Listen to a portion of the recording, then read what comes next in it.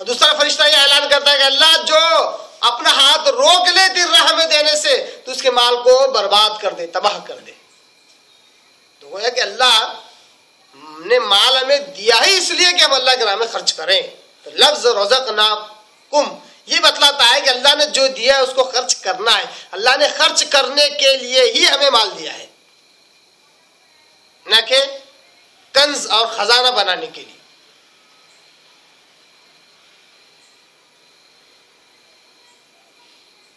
और मसला नंबर 11 जो लफ्ज रज़क़ना से जो मिलता है,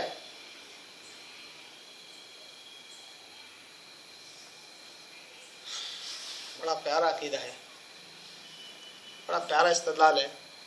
लफ्ज रज़क़नाकुम हमने तुमको दिया, माल दौलत गल्ला अनाज खेती जायदाद जो कुछ हमने दिया, इससे जो अकीदा जो सोच में मिलती है वो ये कि इंसान जो कुछ कमाए दुनिया में रह के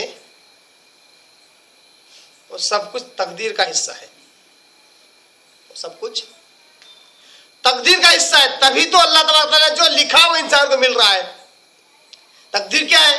तकदीर अल्लाह की मर्जी और मंशा है। अल्लाह जो जो चाहता था अल्लाह ने लिख दिया, अल्लाह ने लिखा तभी तो इंसान को मिल रहा है। तो इंसान जो कुछ कमाए वो असल में तकदीर का हिस्सा है। तभी तो अल्लाह ने कहा कि हमने तुमको दिया, हम चाहते थे तुम्हें देना इसलिए हमने दे दिया, अगर हम न चाहते तो हम तुम्हें न देते। वो एक अल्लाह की चाहत, उसकी मशीयत, उसकी मर्जी जो कि तकदीर तरफ इशारा करती है,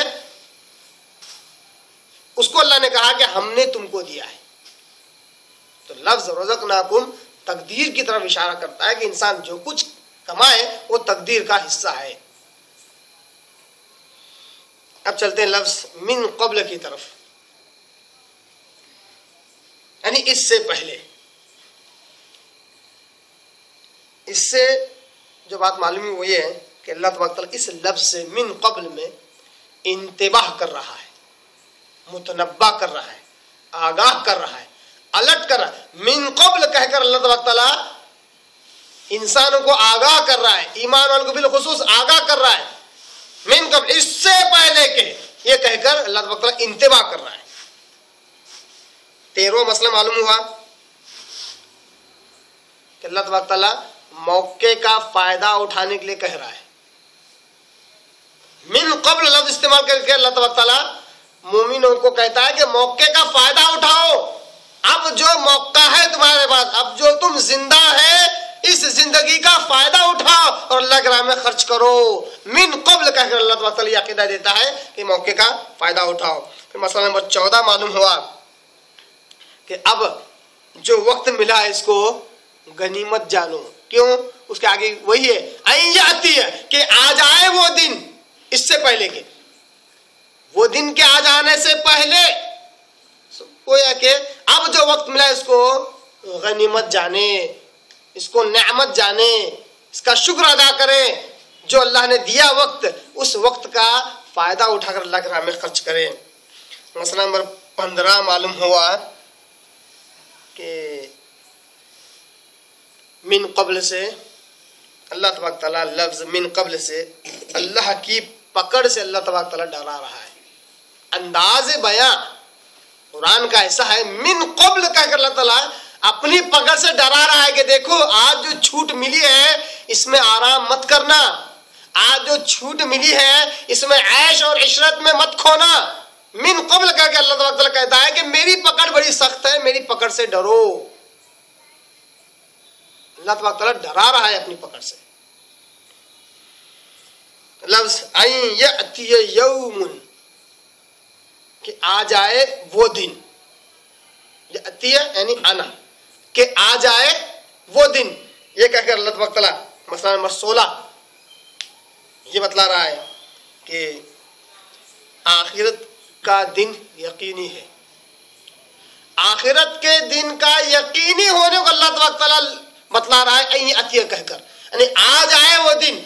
मतलब अल्लाह तबारक व तआला इतना गारंटी के साथ कह रहा है कि देखो वो दिन आने से पहले पहले अपनी तैयारी कर लो। वो दिन तो आना ही है, इसमें कोई दो राय नहीं है। इसीलिए मैं तुम्हें मुतनब्बा कर रहा हूं, इंतबा कर रहा हूं कि उसके आने से पहले तुम तैयारी कर लो, अल्लाह के राह में खर्च करो। तो आखिरत के दिन को यकीनी बतला रहा है। दूसरा एक अकीदा अल्लाह तबारक तआला और सोच जो दे रहा है इस आयत से, इसको मैं अंग्रेजी में बोल रहा हूं, no chance for further deeds. यानी आ जाए वो दिन, इससे पहले खर्च करो, मतलब no chance for further deeds. जब वो दिन आ जाए, वो कयामत का दिन आ जाए, वो आखिरत दिन आ जाए, तो फिर कोई मौका नहीं है कोई अमल करने का।